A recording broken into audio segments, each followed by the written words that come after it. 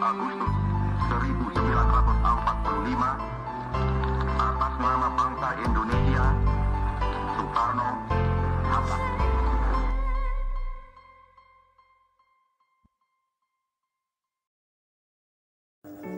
Indonesia merdeka. Sebagai warga negara Indonesia, tentunya kita sudah tidak asing lagi dengan tanggal 17 Agustus. Karena pada hari itu Indonesia mencapai kemerdekaannya dan juga memproklamasikan kemerdekaannya.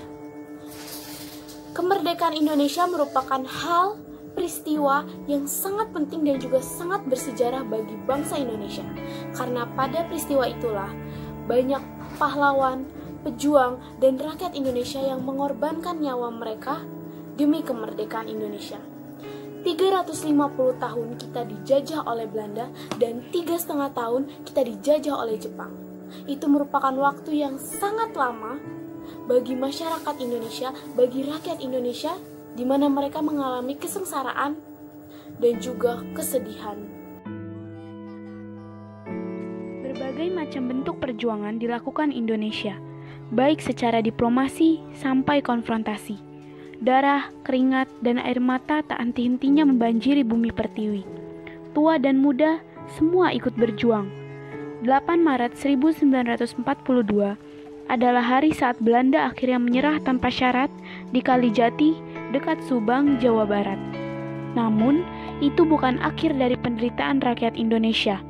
Pada hari itu juga, Jepang memulai penjajahannya yang begitu kejam dan mengerikan di Indonesia. Kekejaman para penjajah dan kesengsaraan rakyat Indonesia terus berlanjut, hingga pada tanggal 6 dan 9 Agustus tahun 1945, sebuah bom atom dijatuhkan di kota Hiroshima dan Nagasaki oleh Amerika Serikat. Peristiwa besar ini benar-benar mengikis dan menggoyahkan kekuasaan dan juga kekuatan dari Jepang. Sehari kemudian, BPUPKI, yaitu sebuah badan persiapan kemerdekaan yang dibangun Jepang atas janjinya untuk memerdekakan Indonesia, berubah nama menjadi PPKI, Panitia Persiapan Kemerdekaan Indonesia. Hal itu dilakukan untuk lebih menegaskan akan keinginan dan tujuan Indonesia untuk merdeka. Sultan Syahrir dan para golongan muda lainnya mendesak Soekarno untuk segera memproklamasikan kemerdekaan. Sedangkan Soekarno merasa bahwa yang berhak menentukan proklamasi adalah PPKI. Hal itu bertentangan dengan Sultan Syahrir yang merasa PPKI adalah badan buatan Jepang. Gejolak semangat para golongan muda membuat mereka akhirnya nekat menculik Soekarno-Hatta, yang akhirnya dikenal sebagai peristiwa Rengas Dengklok. Tujuannya untuk mengamankan Soekarno-Hatta dari pengaruh Jepang.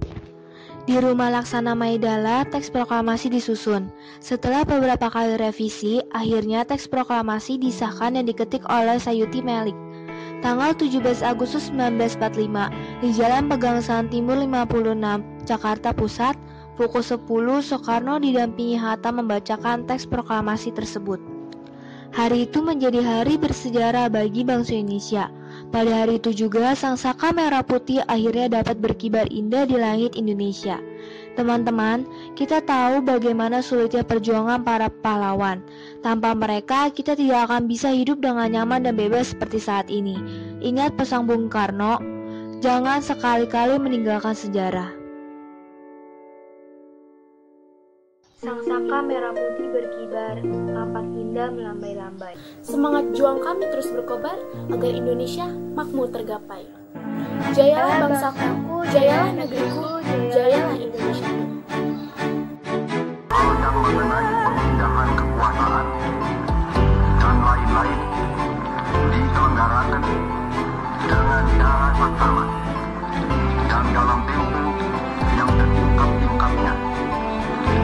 Jakarta, 17 Agustus 1945 atas nama bangsa Indonesia, Soekarno